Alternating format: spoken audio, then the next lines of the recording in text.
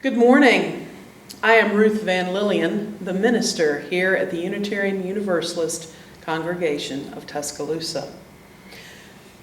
We welcome you into our covenantal community, founded on love and a common devotion to our free faith.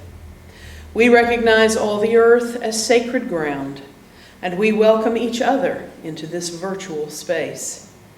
We especially welcome those visiting with us today. We're so glad that you found us. We invite you to connect with us in our community through the comments below or visit our website or Facebook page. Good morning. I'm Steve Borelli. I'm the lay service leader for today. If you want to follow along, you can access our order of service through the link below in the comment section. If you're not seeing the comment section or the link, if you're watching us on a smart TV, for example, you can use YouTube.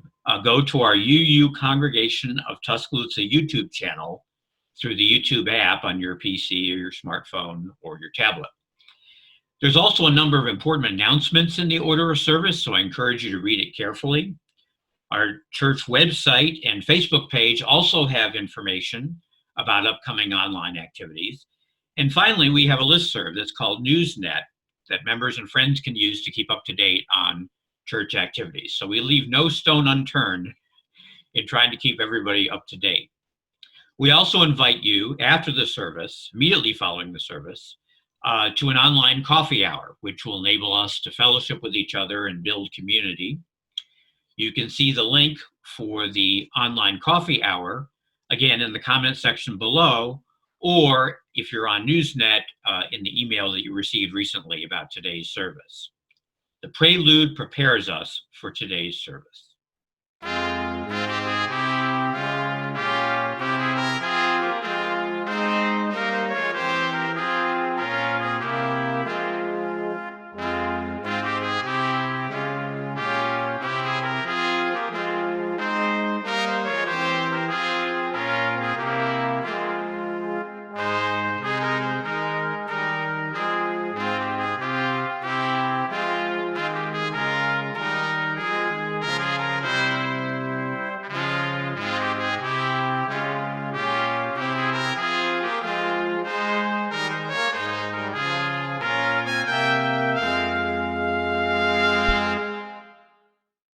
We invite you to light a chalice of your own at home.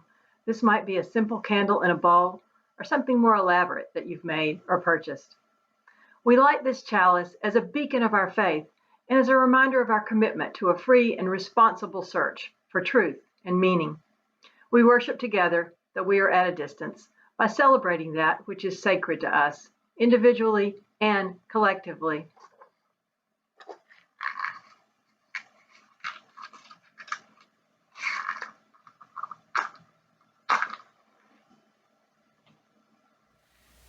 Our opening words today are by C. Joy Bell. I am never alone wherever I am. The air itself supplies me with a century of love. When I breathe in, I am breathing in the laughter, tears, victories, passions, thoughts, memories, existence, joys, moments, and the hues of sunlight on many tones of skin. I am breathing in the same air that was exhaled by many before me, the air that bore them life. And so, how can I ever say that I am alone?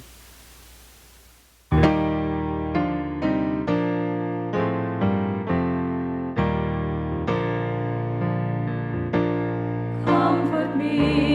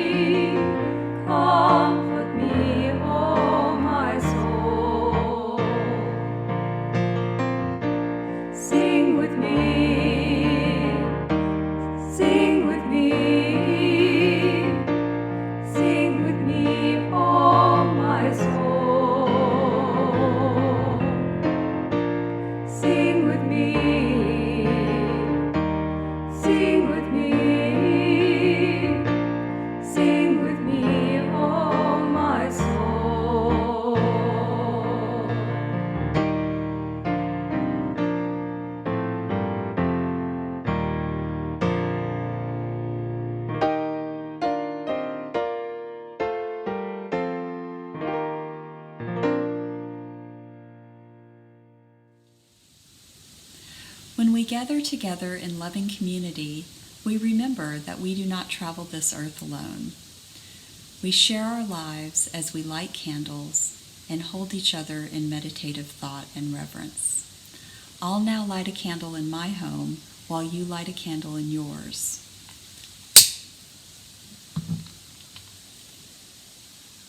And we can together observe a moment of silence while you share your joys and your burdens by replying in the comments below.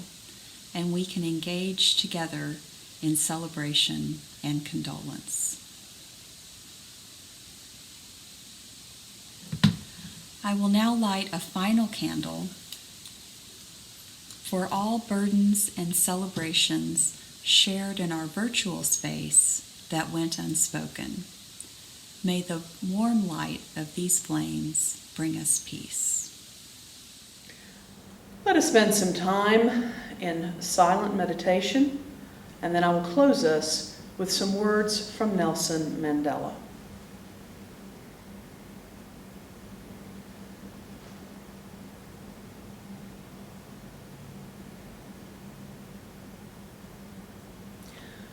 We understand it still, that there is no easy road to freedom. We know it well that none of us acting alone can achieve success. We must therefore act together as a united people for national reconciliation, for nation building, for the birth of a new world. Let there be justice for all. Let there be peace for all. Let there be work, bread, water, and salt for all. Let each know that for each the body, the mind, and the soul have been freed to fulfill themselves. Let freedom reign. Amen. Shalom. Blessed be. Swimming by Leo Leone.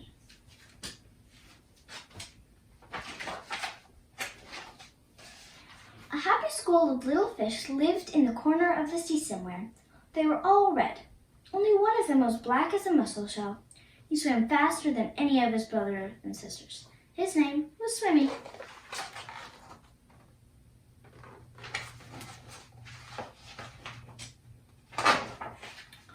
One bad day, a tuna fish, swift, fierce, and very hungry, came darting through the waves. In one gulp, he swallowed all the little red fish. Only Swimmy escaped.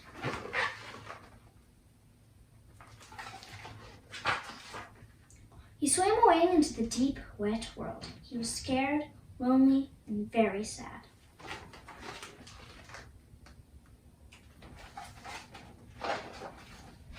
But the sea was full of wonderful creatures, and as he swam from marvel to marvel, Swimmy was happy again. He saw a Medusa of rainbow jelly.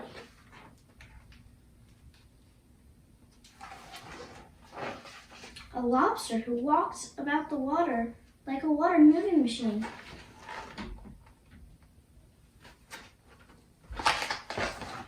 Strange fish pulled by an invisible thread.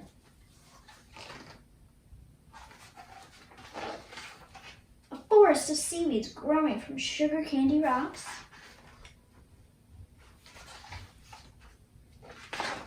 And an eel whose tail was almost too far away to remember.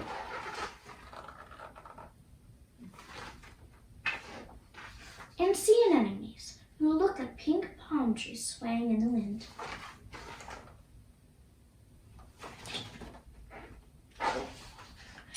Then, hidden in the dark shade of rocks and weeds, he saw a school of little fish just like his own. "Let's go swim and play and see things," he said happily. "We can't," said the little red fish. "The big fish will eat us all." "You can't just lie there," said Swimmy. "We must think of something."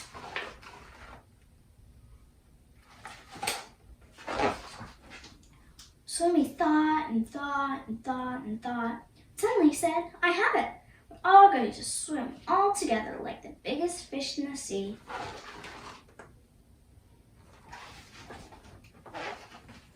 He taught them how to swim close together, each in his own place.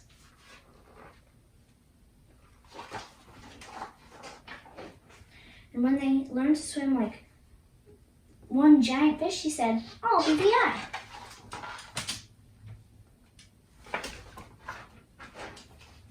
Until they swam in the cool morning water and in the midday sun and chased the big fish away.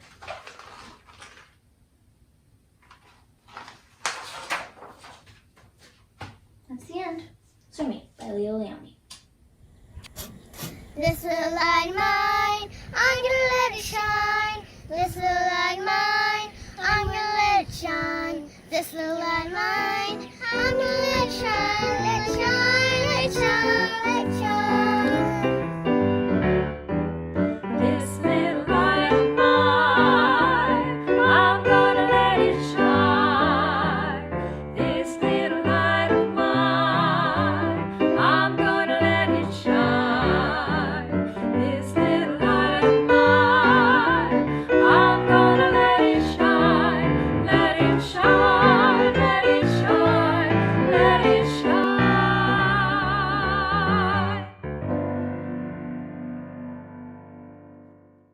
Out of gratitude for all we've been given and all we have now, we share our resources because we love and trust one another, and because this church enriches our lives and empowers us to make our whole world better. We rely upon each other, members and friends, and we appreciate the payment of pledges and generous donations to support the legacy, vision, and work of this church community. Contributions may be made through PayPal by using the link below in the description, or by mailing checks to UUCT. All undesignated contributions will be divided between our Split the Plate partner and our congregation. Our Split the Plate partner for this month is shown on the screen as you're listening to this. Please mark your pledge payment to UUCT in the comments field on PayPal or the memo line of your check. If you prefer to write a check directly to our partner organization, please mail it directly to the address we include in the description of this video. The offertory music will continue in this window as you open a new window to make your contributions.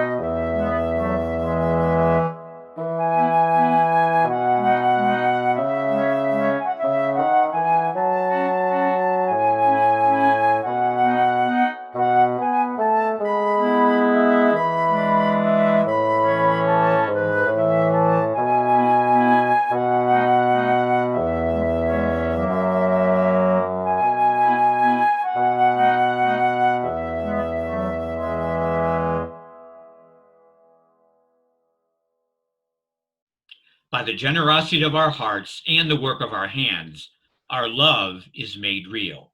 Thank you for your generous gifts.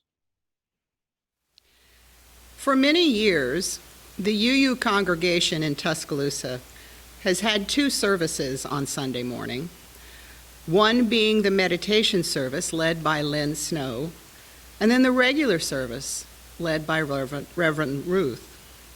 I've never attended the meditation service because I didn't want to get out that early and drag myself across town.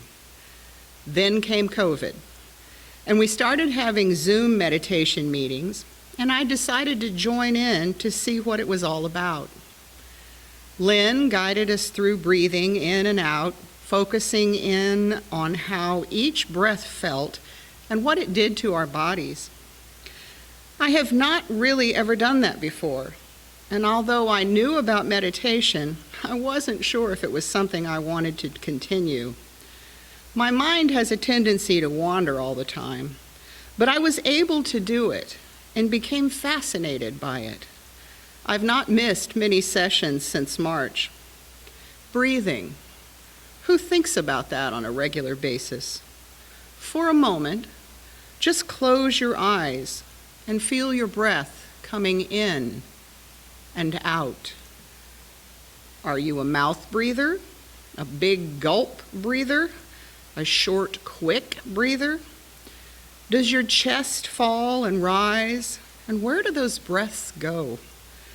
A 30-minute meditation can go fast when you are concentrating on breathing. It is something that we do without thinking. It controls our very lives and is fascinating if you really think about it. We are not much different than fish, really. We swim through life without realizing that the water around us has the oxygen that we need to live. We breathe it in and breathe it out, and we don't pay attention to the water or the air's existence. Like fish, we as humans ignore the world around us for the most part. We are the same way with cultural attitudes and norms, and operate as though we did when we were taught as children, ignoring much of what culture has taught us. Being aware is something we should all strive harder to be. While learning to concentrate on my breathing, and in the middle of COVID, along came another realization of the importance of breathing. The desperation of life as George Floyd lay there for some 8 minutes and 46 seconds, begging for air, for breath, for life. Once again, or perhaps for the first time for some of us, and little by little, breath, or the lack of it, rose to prominence in our lives. That moment in May caused me, probably for the first time, to think about how precious breath really is. I'm a historian, so that moment pushed me further and further back in time, thinking about one thing, breathing, and how it's central to life. Human breath has a long history. In ancient times, the gods and goddesses leaned down and into the nostrils of humans blew the breath of life. It was a simple gift that required little thought, and yet, "I can't breathe" has been the cry of humans since the beginning of time. But we don't often hear it. In America, it began when Columbus arrived, ambitious and driven to take the riches of the New World and gain permanence in history. He leaned on the necks of those he found in the West Indies, telling them to bring him gold and jewels. He stole the breath of those who defied him or didn't bring him enough gold, hanging them 13 at a time, 12 for the disciples and 1 for the Christ he said he followed. They could not breathe. At that time in history, into the forests, the cities, the deserts, and the underbrush of Africa, the white men of Europe sought to drag black men and women with chains around their necks out of the trees, out of the free air of their homes, and bring them in the hulls of wooden ships where the fetid air choked them with feces and urine to the fields of America to grow the white crops and build the white country, making sure to stifle the air and confine the bodies in bondage with the threat of taking away what little air they were afforded. They could not breathe. When land and gold became the desire, the ancient people who had settled the Americas and staked their communities to the freedom of air in the hills and valleys of places later called Georgia and Alabama, among others, were forced by men like Jackson, who took charge, in spite of the Supreme Court telling him he couldn't, to deny the native people their land, and he began the long, desperate march to move these ancient people to the barren lands in the West, where the breath-giving trees were few and crops were sparse and life was hard. He marched them over rough land, through rivers, through the winter, and over 2,500 of these ancient people, both old and young, breathed their last on the trail moving west, away from their home, away from freedom, away from life. They could not breathe. European immigrants at the turn of the century, stifled in the air of other countries, longing for the free air of America, came to the New World, which by that time was no longer new. They were mostly young families and young girls, and they crowded into tenements where 6 families were separated by hung blankets and indoor bathrooms didn't exist. New York offered a new life, and they worked shoulder to shoulder in the factories and mines of their new country. They died at those jobs too. Over 2,500 children died from working deep in the Pennsylvania mines, working from before the sun came up till long after dark in the choking air of the coal mines because of their small stature and small hands. Their lungs could not fill with air. Young women locked in the Triangle Shirtwaist Factory with few breaks and for long hours reached and struggled for air as fire raged through the building and the flames licked their bodies against the locked doors. Many of them leapt from the windows to the ground below, praying for air. They, the children, or the women, could not breathe. During World War II, fear swept through the country, and because of that fear, Japanese immigrants were rounded up and forced to endure internment camps that strangled the free air out of a group of people who had come here for a new life. Locked away from their homes and their businesses, the free air they sought was strained through the chain-link fence around their prison for the crime of genetics. They could not breathe. Some instances have not been incremental. Some have been eternal. Women, both old and young, have endured the restriction of their air. From not being allowed to work, to vote, to domestic violence or community violence, we forget, or we don't know, that rape is a weapon of war designed to take the air of women under the crush of male weight on their chest. Men pumping their manhood over and over, and their hands rested harshly on the faces of mouths of young women. Don't scream. You deserve this. Your clothes make you deserve this. Your body is there for male pleasure. And don't breathe a word to anyone because it is your fault. They could not breathe. Emmett Till dared to breathe the air of a white woman and found that water replaced his air as he sank into the arms of death like his brothers and sisters, swinging from the trees, losing their air to the grind of rope around their necks, while spectators picnicked and photographed their end, only to make postcards to celebrate the day. The black people of Tulsa, finding their promised land, had their breath stolen by bombs falling from the sky and fire. Rosa Parks, tired from a long day of working and wanting to sit and breathe freely on her way home, was told to move. John Lewis, who for freedom's sake and the right to vote in the free air of access was beaten on a bus and on a bridge.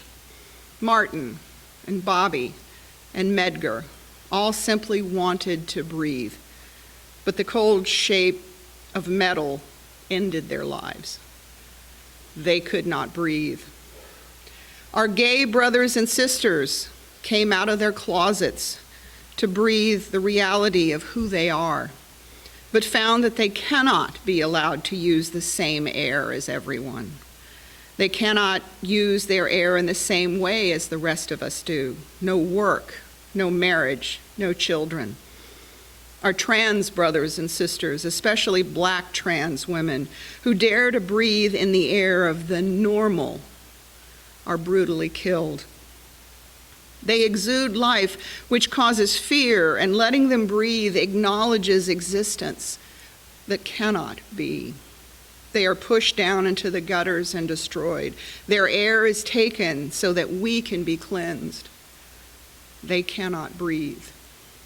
Children in schools, no matter the age, sucking in the air around them and laughing loudly while their air-filled brains soaked up their lessons, didn't know that they would lose their air as anger and evil with guns invaded their playgrounds and classrooms and stole the air they were promised at birth. They cannot breathe. Once again, here in the 21st century, immigrants from the South, thinking that freedom lay north in the land of the free, came north without permission and were caged. They cannot be free to breathe the air of this country, taking jobs and medical care and enjoying life without a cost. And for many, that cost is breath. We shut so many doors, and they can't breathe. We refuse also to hear the cries of children and adults who struggle to breathe in the foul air of our industrialized world. We insist that climate change doesn't exist and we have enough air. But the cries of asthmatics and the continuing danger to our climate echoes the words, "I cannot breathe," and will continue to do so into our uncertain future. Eric and George and so many others made it their last cry. I cannot breathe. I cannot breathe. Over and over till no more. Squeezed out by arm or a knee for the crime of color. So many gone, so many names called into the air and extinguished. And here we are at the beginning of a new century in the midst of a cultural shift with a disease called COVID that makes it so we cannot breathe. When the gods leaned down, they did not qualify the use of air. They gave the breath of life to everyone without instruction. Their gift of life they did not guarantee, and sadly, they withdrew into the air. This church and this denomination has worked toward leveling the field for the last 50 years especially. We have focused our attention on civil rights, women's rights, gay and trans rights, along with hunger and issues of poverty, among others. I worry that, as humans, we have a very limited scope of view with regard to each of these issues. They are not disconnected. They do not stand alone. Breathing is an animal endeavor. It is required for life. We have a tendency to focus hard on issues, and that focus excludes other issues. As I was thinking about my topic of I cannot breathe, It was a real shock to me to think about it outside of the current box that we have it framed. It is the longest cry of anguish that we have as a species. It is the important focus of every historical moment, of every personal moment. I cannot breathe should be inscribed on our money, on our walls, on our doors, on our streets, and on our hearts. It is the motto of our country. It did not just arrive with the virus of 2020. It came in boats at the beginning of our existence. We have lived it. We live it daily. We ignore it. We feign shock at hearing it, and yet it is there. It is who we are. We have told ourselves lies about each of these events for so long that we have forgotten these moments and we fail to see the connections. So what do we do now? What we don't need is to get narrowly focused on this moment. That seems scary when you think about how long this problem has been around and how large the issues are. We need to know that we are on the right path.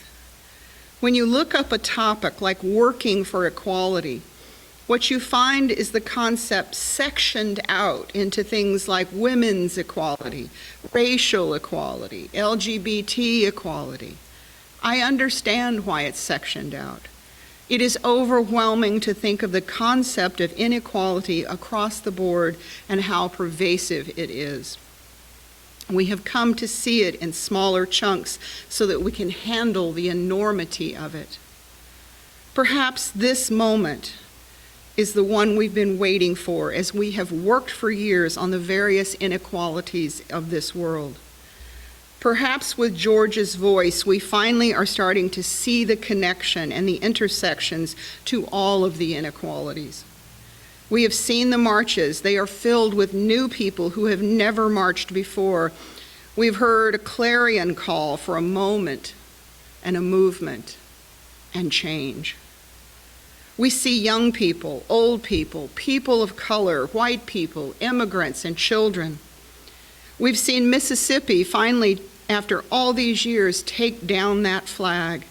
And we've seen a movement, albeit small, in the policing world to make changes. We've seen sports teams make a move to honor people instead of denigrate them.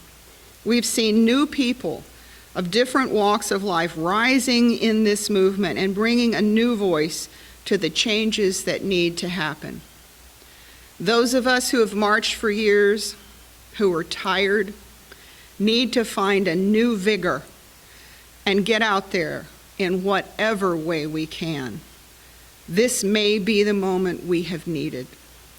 We seem to sit on the precipice, ready for something new. We have all seen that some people want to take what we are saying about equality and pervert it or lie about what our intent is.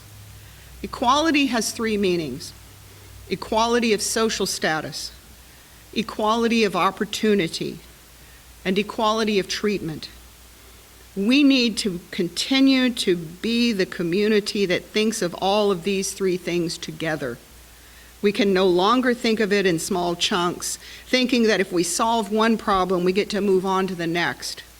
We have to find solutions for the entirety of the equality problem. Even hearing the words, "I cannot breathe," we have not yet faced the full history of our country. We have made compromises to get past these moments of pain in our human history. We need to face the full pain and acknowledge the dysfunction. This doesn't mean we are done. This doesn't mean that we are on the downslide of this issue.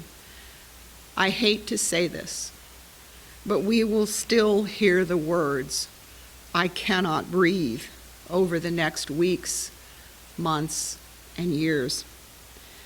It is a lesson that humankind has not yet learned, and it is a lesson that we will continue to need to teach.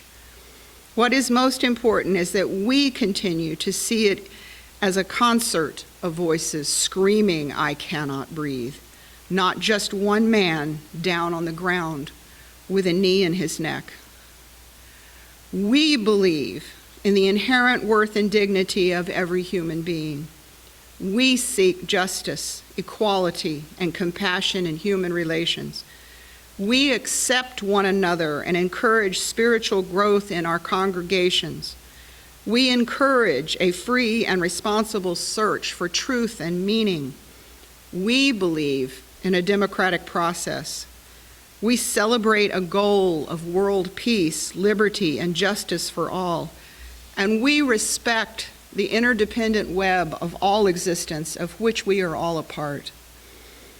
In a new book titled Begin Again by Eddie Glaude Jr., he is very clear.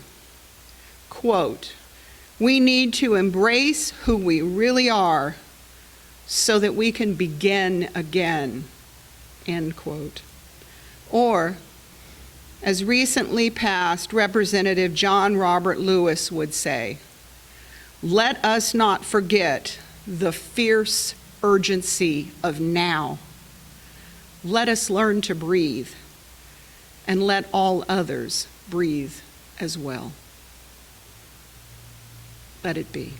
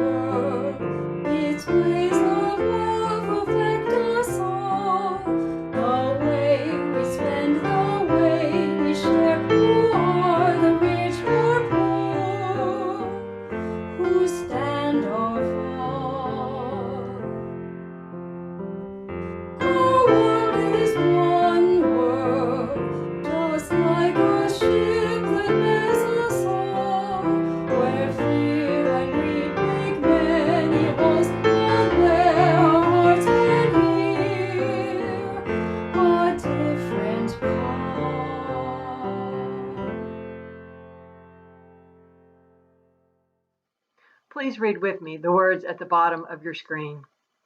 As we extinguish this chalice flame, let us remember that we carry the light within ourselves, which brings healing to a broken world and hope for the days ahead.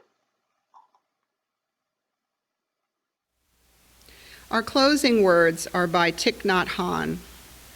Breath is the bridge which connects life to consciousness, which unites your body to your thoughts. Whenever your mind becomes scattered, use your breath as the means to take hold of your mind again.